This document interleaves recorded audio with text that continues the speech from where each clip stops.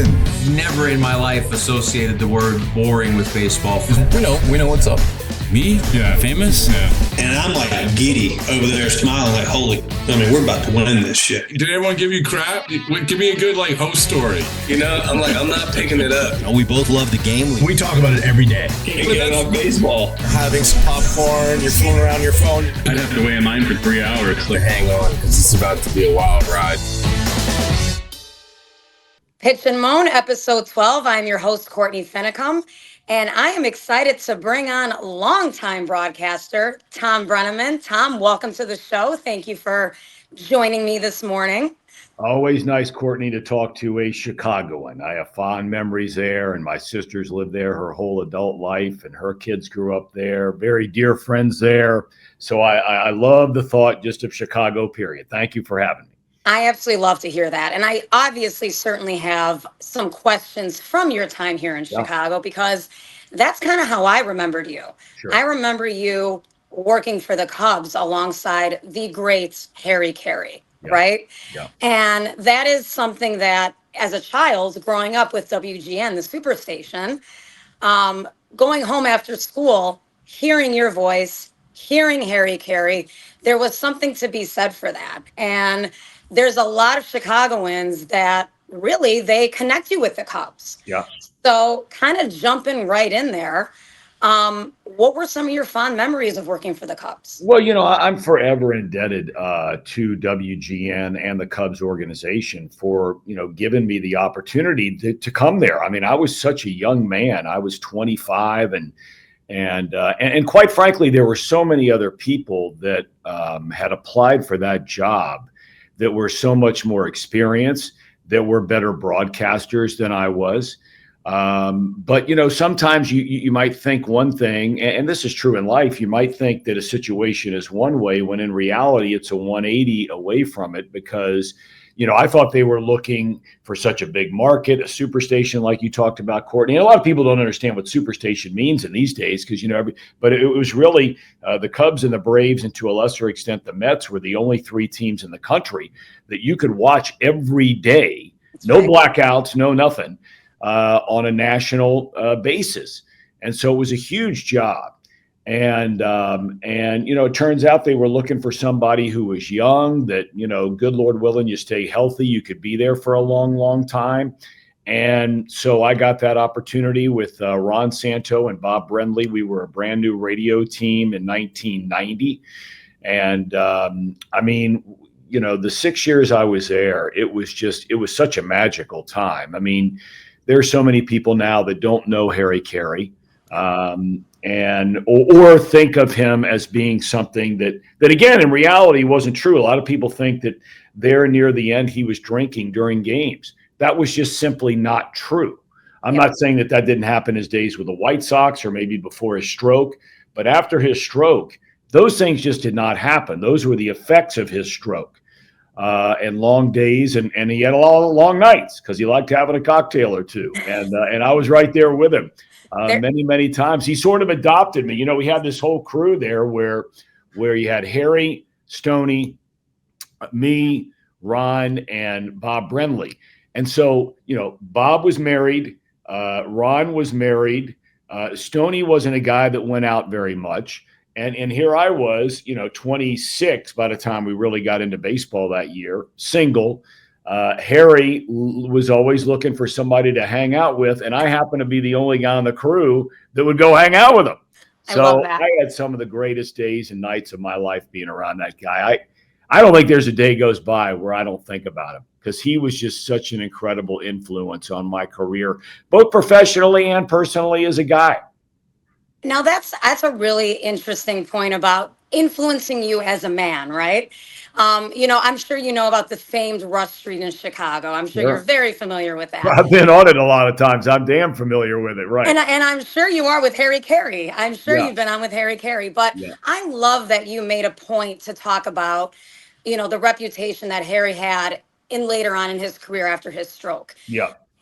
As you well know, Harry was a famed broadcaster. He was known for having the broadcasting chops, and having that stroke really affected the way he called games. And that's a lot of the younger crowds. That's how they view Harry now, and that's a shame because he was one of the best ever, as you know. Well, and you know, and I mean, look, I love laughing as much as the next guy. Everybody does. I find Will Ferrell to be an incredibly funny guy. But you know, he started doing the imitations of Harry on Saturday Night Live after Harry had passed. And again, you're spot on. One of the effects of his stroke was he could not say S at the end of a word. So, you know, say the Cubs were playing the Reds. Okay, well, you know, it's, you know, as we go to the third, it's the Red 2 and the Cub nothing. Well, a lot of people think, okay, well, that you guys slurring is, you know, it was, you're right. He was a phenomenal announcer for so long with the Cardinals for a long, long time. For the A's for 1 year, him and Jimmy Pearsall there on the south side of Chicago. What a duo that was. What a duo that was. Oh, Thank you for the call out. Yes. Yeah, I mean, maybe the all-time duo ever for multiple reasons. And then, of course, when he came over with the Cubs and then he had a heart issue when we were about, I think we were about 2 or 3 years working together, and he had a heart condition down in Florida. Which at that point in time prevented him from ever traveling anymore with the team. So, you know, things changed very much after that happened with him just not being around as much. But boy, when he was still in Chicago, I mean, he was with his buddies right there at his restaurant and hanging out. And, you know, it was great. I was actually just at his restaurant over the weekend too, and it's still the same. It's a classic. It's a classic. Yeah. You mentioned great names with the Cubs. You mentioned Ron Santo, Bob Brenly, obviously Harry Carey. I mean, these are Steve Stone, you know, who I know with the White Sox. Sure. These are huge names. You already mentioned some stories with Harry, but do you have any stories that really stand out? PG ones that you could tell that, you know, that just really sit at the front of your mind of a great Harry Carey story? You know, not so much PG stuff, because a lot of it was just stuff that in this day and age, it would just be so misunderstood, and there was nothing to it. I mean, you know, I recall, like, for example, when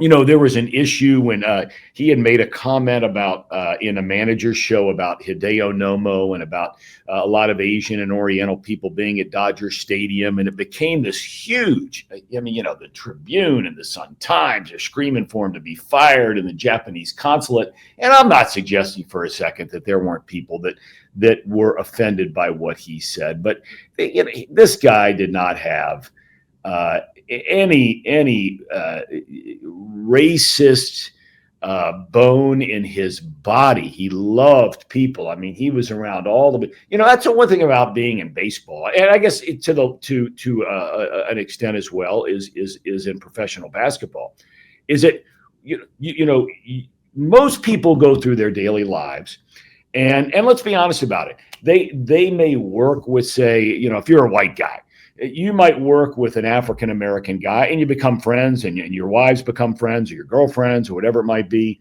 But most of your life, you spend around people who look a lot like you. Yes. When you work in baseball or basketball or things like, and there are other occupations, those aren't the only ones, but you know, you are around people from literally all over the world on a daily basis, every single day. I mean, it doesn't mean I was best friends with Sammy Sosa, although I loved Sammy. But you know, it is one of those jobs where you're with people all over the world. And Harry had such an incredible love for people and stories about where they grew up, how they grew up, how it was so different. Because, you know, people may not know, Harry was an orphan, and he really struggled a lot in his life. With certain calendar days of the year. He had a very hard time at Christmas. Wow.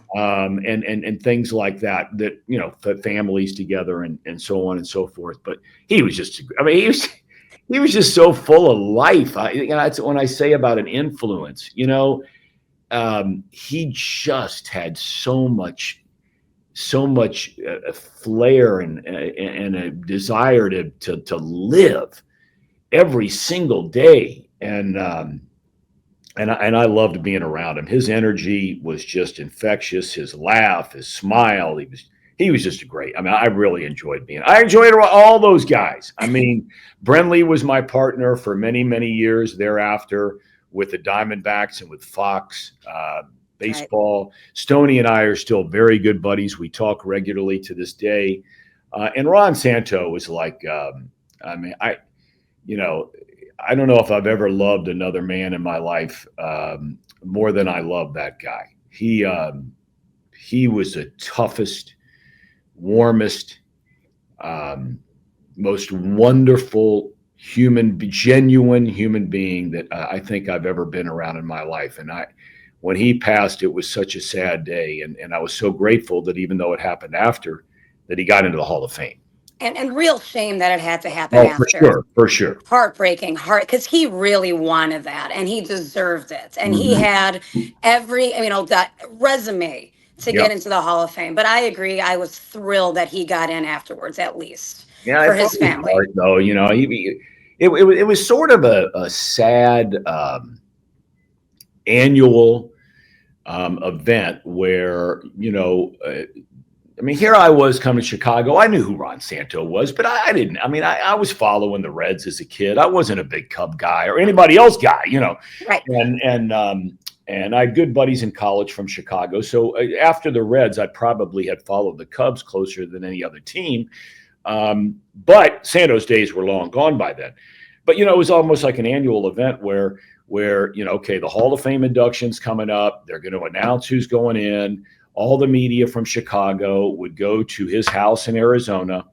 They would camp out there and wait for the news. And then year after year after year after year after year, he would not get in.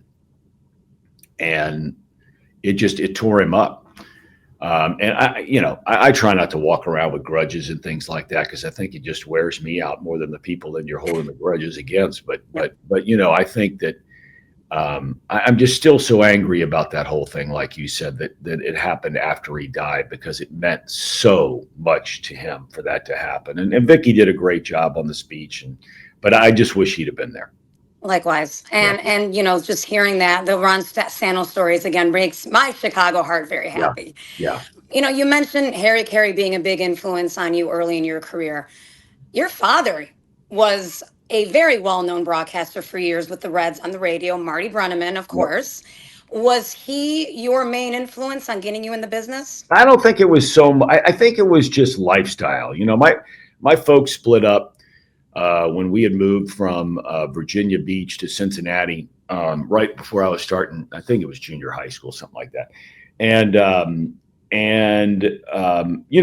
Going to the ballpark was a way for me to be able to spend some time with him, because my sister and I chose to live with my mom. And so he lived right down the road. I mean, he's like a mile away, but he traveled all the time. I mean, he was doing basketball, he was doing football, not football, doing basketball, doing baseball. So I got to go to the ballpark with him. And so when I was a kid, 11, 12 years old, I mean, I'm walking around the Reds clubhouse and real new, the Pete Roses and Johnny Benches and David Concepciones and Tony Perez and Joe Morgan and on and on and on and on and on. And so, I think it wasn't until college that I really thought, hey, man, I don't know what the hell I'm going to do with my life. I got to find something to do. And so it was then that I realized that I just like being around sports. So I was never good enough to play them at that level. And so I figured, why not give this thing a go? And so he was never pushing me in that direction. But once I decided I wanted to give that a go, look, I mean, who better to be able to pick up the phone and just lay out point blank with somebody, hey, I really screwed this thing up today. How would you have handled that? Or how did you handle this kind of, things like that, which I'm now doing with my son, because he's in the same thing, same business, trying to get into it. And he's a college student and broadcast games all the time. And I mean, I get the biggest joy out of being able, more than anything, of being able to now listen to all his stuff when he's doing, Indiana women's basketball. He did 2 games in the last 3 days, and I get to listen to him, and I get to, he'll call me up on the phone and say, okay, what do you think? And it's awesome. And so my dad has always been there, even now. If if I screw something up, believe me, he's the first guy that'll text me in the middle of a game and say, "What the hell are you thinking about there?" So we got it's good. It's real good. Now, and you worked a little bit with Johnny Bench when you first came to Cincinnati, right? So how was working with someone that was such a Reds legend? And I mean, you went from working with Harry Carey and Ron Santo and then going over to Cincinnati, working with Johnny Bench. I mean, how was it working with these true big names in baseball? Well, it's really funny, Courtney, because I never looked at them. I would look at other guys from other teams that I was never a part of as a kid as these legend guys. I mean, don't get me wrong. I knew Pete Rose was the all-time hits leader, and I knew that Johnny Bench was the greatest catcher in the history of baseball. But you got to remember, I mean, I knew these guys. I reminisce back, and I think the first time I met Johnny Bench and Pete Rose, I was 11 years old in Tampa, Florida, and my dad had just gotten a job. And 10 years later, 12 years later, I'm announcing the Reds games with Johnny Bench, and Pete Rose is the manager. I mean, think about that in your life, right? I mean, thank God above. I mean, it's mind-boggling when you actually now, so many years removed from that you can stop back and look at that and say, man, that was freaking awesome. That is awesome. Yeah. And we just lost Pete Rose. Yeah. How were your interactions with Pete? I loved him more. I mean, I love the guy. You talk about genuine. I use the word with Ron Santo. Nobody was more what you see is what you get than Pete. And it didn't matter if you were a president of the United States or you were the person that was washing the uniforms every night in the Reds clubhouse. It made no difference. And he treated everybody the same, which was with kindness. Never saw him turn down, not one time. Never saw him turn down an autograph. Look, it's one of the great tragedies of American sports history, his story. And he's the first to admit, it took him a while to admit it, but it was the first to admit that he was to blame for that. But I mean, my Lord, I mean, to think that, I can't, you asked me what I thought about him. I mean, up until he, a month before he died, I talked to him on the phone. When I was out of a job, I would have him on, ask him to be on this podcast I was doing all the time. He would always come on.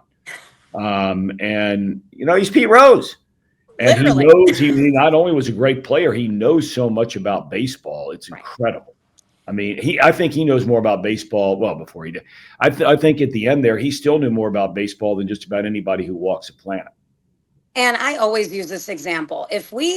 With the way baseball is played today, if we had 9 Pete Roses on every team in the lineup, that would be a hell of a way to watch a baseball game, the way he played the game. It would be. But Courtney, you know as well as I do that, I mean, you'd find some analytics people out there that would probably say, oh, well, he doesn't do this and he doesn't do that. And he doesn't hit enough power. Yep. And he doesn't have enough. What's the word on the swing they're using these days? He doesn't have enough what?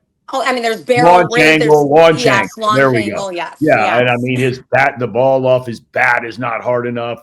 Believe me. There would be plenty of them out there that would find a way not to want him on the team. And you're spot on. I think if you took 9 of those guys and played 9 of the guys that anybody else wants, there's a good chance you get your ass beat playing that Rose team, because the one thing that Rose always brought up more than anything else, if you would ask him about stats or accomplishments, he was a part of more winning games as a player than any player in any sport in the history of athletics.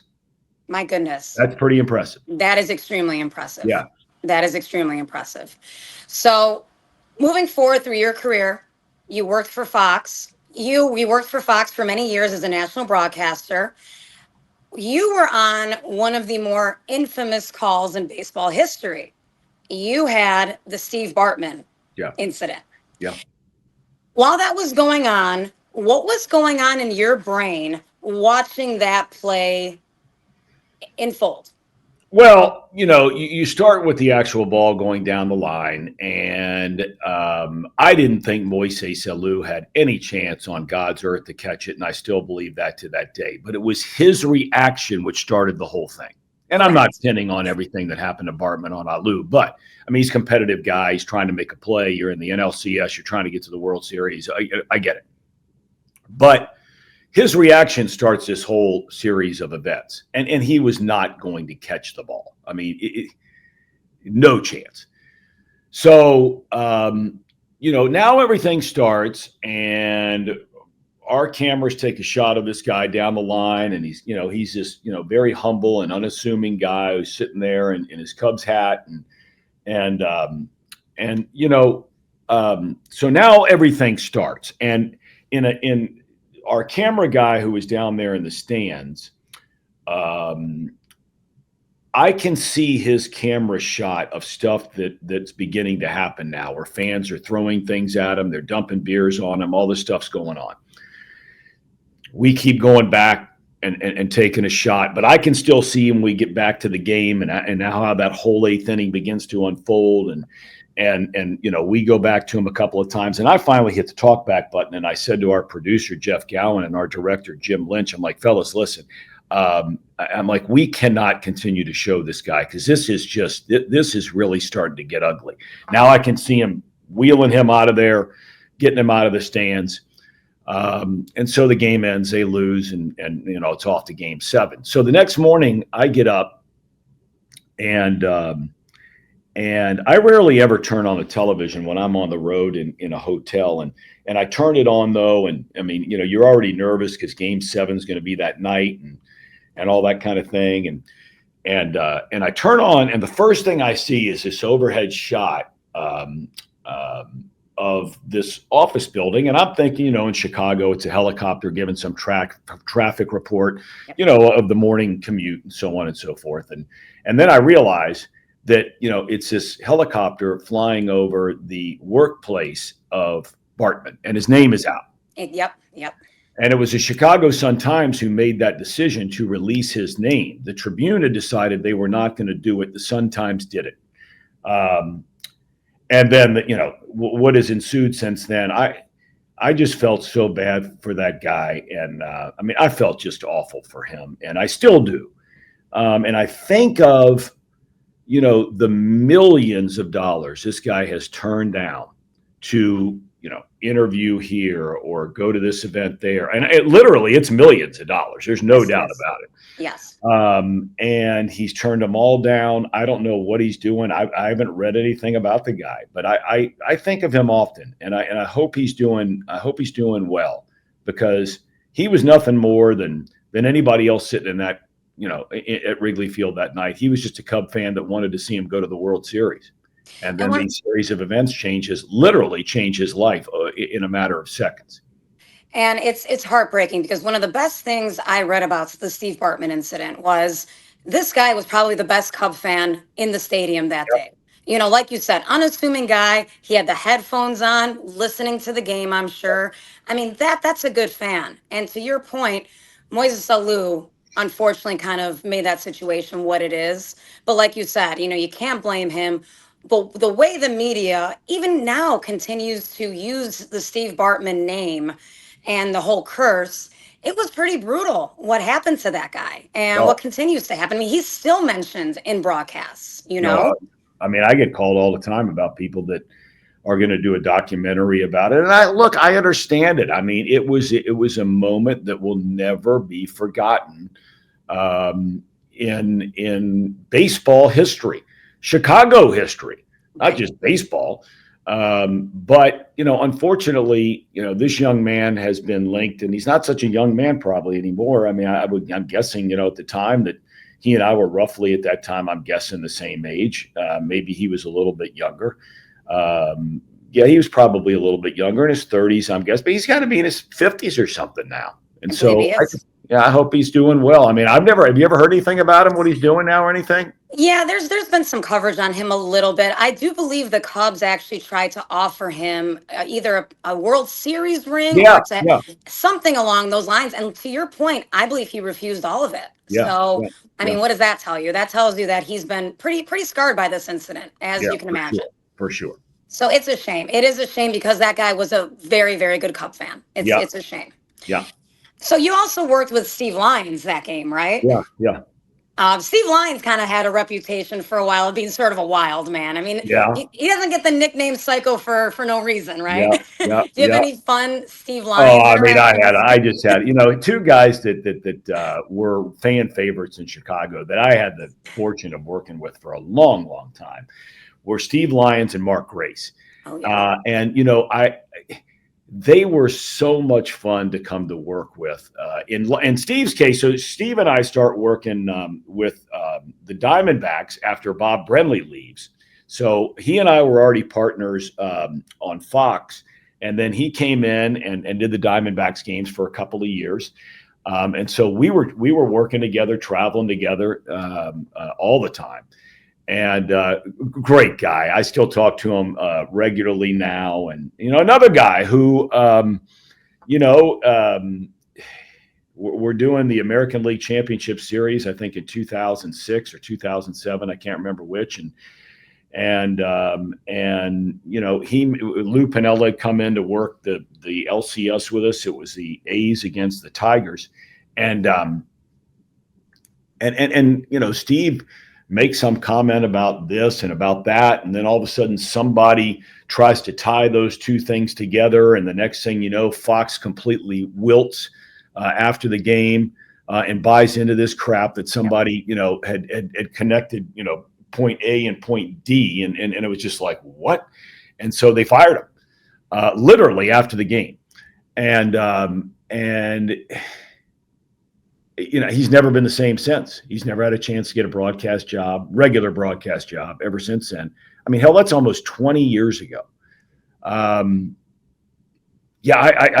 just had so much fun. He was such a talented broadcaster, talented dude on television. Yes. Really talented guy. And it's a shame because, going back to Harry Carey even for a second, most teams in this day and age, they would not hire Harry Carey as a broadcaster. They wouldn't hire Steve Lyons as an analyst because he doesn't fit their mold of what they think somebody should be. My dad certainly would never be hired by a Major League Baseball team these days because he's too critical of the home team.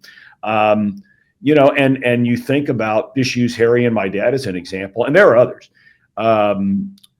The joy that so many fans of those two franchises, wherever those guys were, my dad only with one franchise, but Harry with others, the enjoyment they got out of listening to those guys every single day. And now you're hiring basically a bunch of guys, basically in most towns, a bunch of guys that sound exactly the same. You said it all. I could not agree more with that. You made a point about being a broadcaster and being critical of the team that you're calling and having to sort of have that balance. Guys are afraid to do that these days.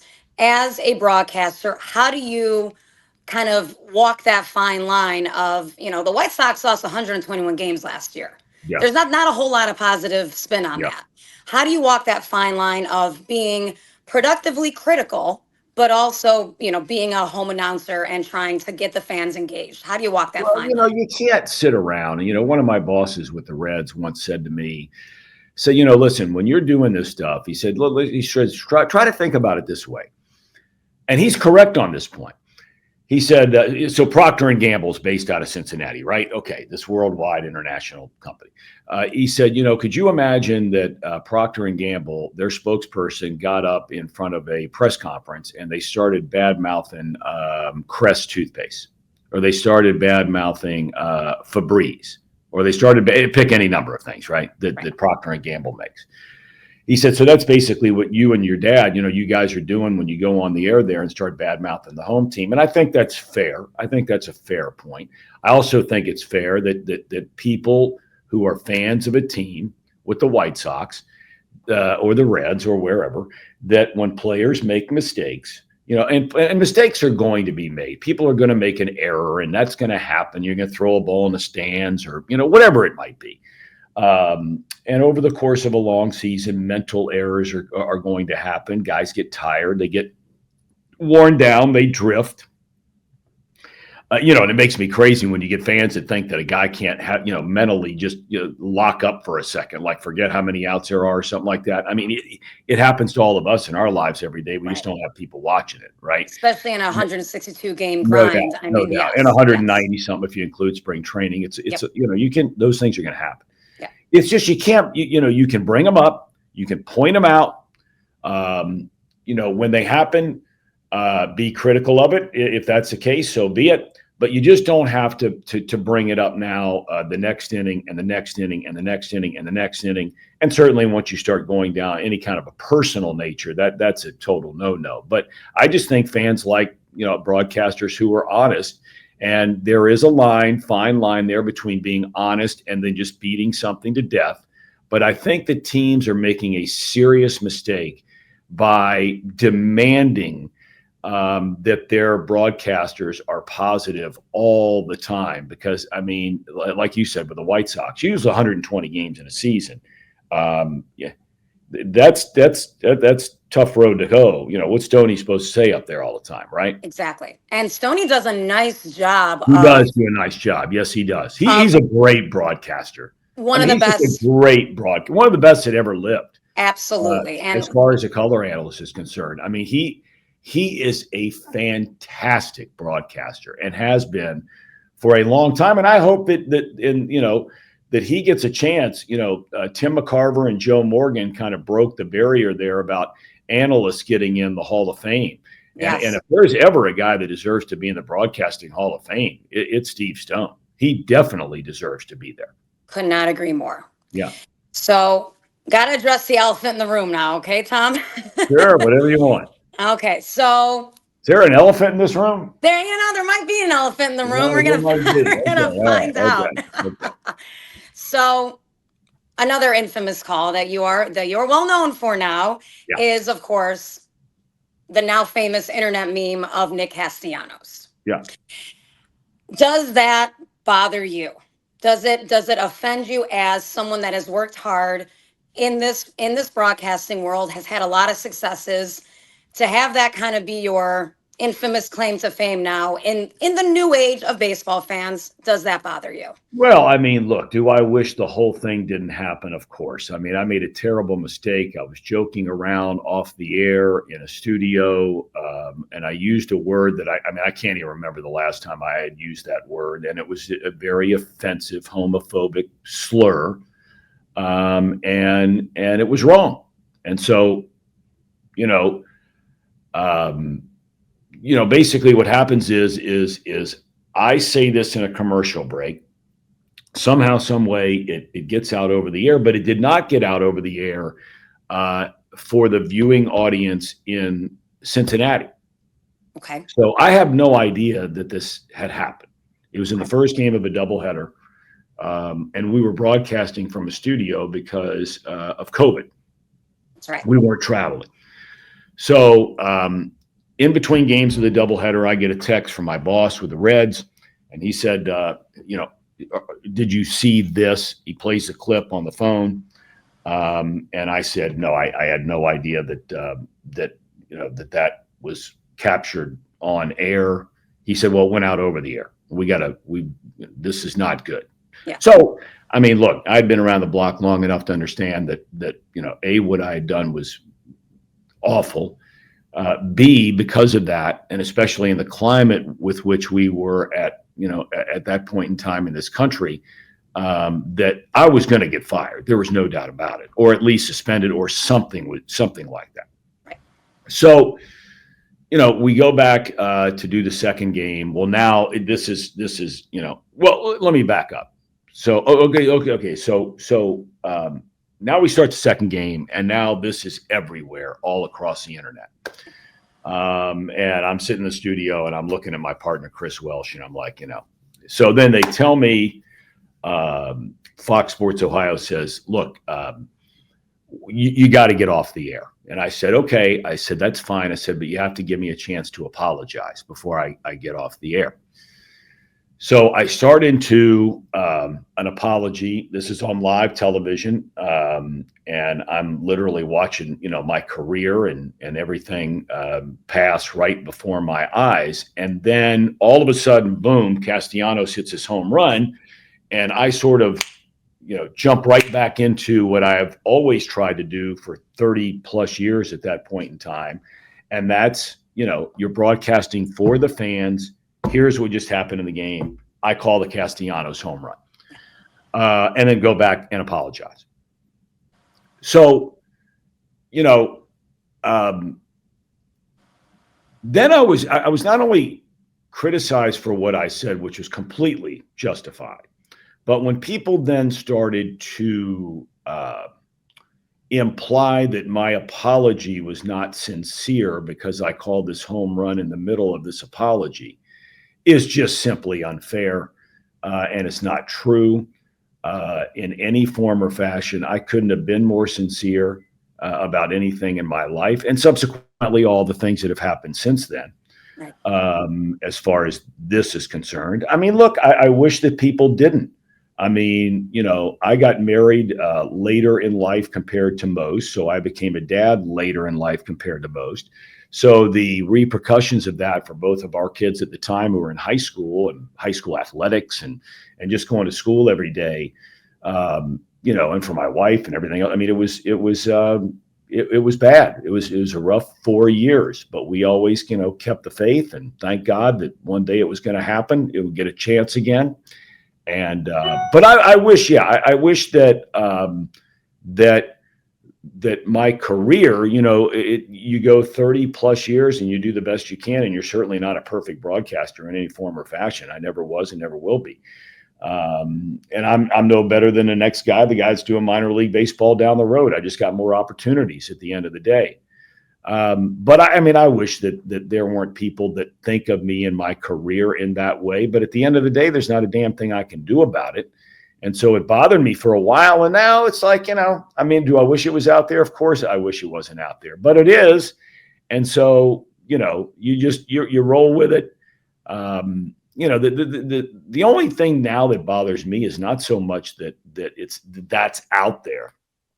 It's that, people use it all the time when they make reference to anything that I do now from now on. And it's just like, go find something else to think about or worry about. But, that's what people want to think about and worry about. God bless them. It's okay.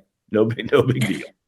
Well, and you've now kind of made your way back into the broadcasting world, which has been great to see. You've been doing college games now. Yep.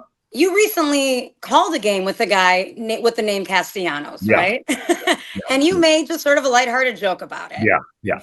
I think that actually really did something well for your favor. I feel like people really kind of enjoyed that.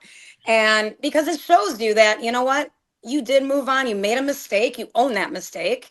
And you can laugh at yourself about that now. And I think you have to. I mean, you can laugh or cry. I like laughing a hell of a lot better than crying. And so, and in fact, it's funny because he's a really good quarterback at Boston College. He had a great year a year ago, and then this year he didn't play as well. And so he's transferring to Florida State. And so about 3 weeks ago, I go down to Miami to do a basketball game, and I'm in the airport, and I'm on one of those trains that take you from one terminal to the next. And the Miami airport is very confusing about how to get to this thing and baggage claim and rental cars. And it's a really confusing place. Great place to connect, but if you've got to get off, it's crazy. And so this young guy, he's confused like I am, and I'm standing there, and he looks at me, and I look at him, and I go, Castellanos? He's like, Tom? I'm like, so I ended up riding a train with a guy. He's from Miami. And so we talked for a long time and had a great time. Great kid. I hope he does well. He'll be the starting quarterback at Florida State this year. It's very cool. Did not know that. That's awesome. Yeah. So to wrap up, Tom, again, I really do appreciate your time. What is your personal all-time favorite call that you've ever done? I know that's a tough one, and I'm putting you on the spot. Well, I think that I think, Courtney, it's more of I don't know if the one call that gets played all the time is the Jeter call in the division series against Oakland, where he makes the flip to the plate. And, That one gets played a lot. Michigan losing to Appalachian State on a blocked field goal, biggest upset arguably in the history of college football. But the two times it really stand out are the week-long process of doing the World Series for the Arizona Diamondbacks on radio when I was doing their games, and we played the Yankees in the 2001 World Series. And that was roughly about a month and a half after 9/11. And so, the first two games are played in Arizona. Diamondbacks whipped them pretty good. And then you go to New York. And that first game, game 3, where President Bush comes out and throws the strike and the Eagles soaring around the stadium and the crowd and the whole vibe and the environment. We went to ground zero, we as a team, the Diamondbacks and the people who travel with the team, because Mayor Giuliani at the time was trying to get anybody of any note, whoever it was, and in our case, we had the Randy Johnsons and Kurt Schillings and, all these guys to go down and talk to the workers who were having to literally dig bodies out, and now a month and a half later, and this is still going on. So that whole thing, and then coming back to Arizona and winning in the bottom of the 9th inning of Game 7 on Luis Gonzalez base hit to beat Mariano Rivera. But, the one stretch as far as minutes are concerned, nothing was like the Boise State Oklahoma game of the Fiesta Bowl that I had a chance to do many years ago. It was the first big, huge upset in a bowl game like that. And just the way, you had these hook and ladder, and you had the Statue of Liberty, and at the end of the game, the guy's proposing to his girlfriend who's a cheerleader. And I mean, it was just insane. That's right. And so it was that game was a lot of fun to do. Yeah, for sure. Well, a storied career, Thom. You should feel very proud. I'm glad you're back out there calling some football games. Nice to hear your voice again. And I really do appreciate your time. It's great to connect with you. My pleasure, Courtney. You take care of yourself. God bless. Thanks, Thom. God bless. Thank you. Good.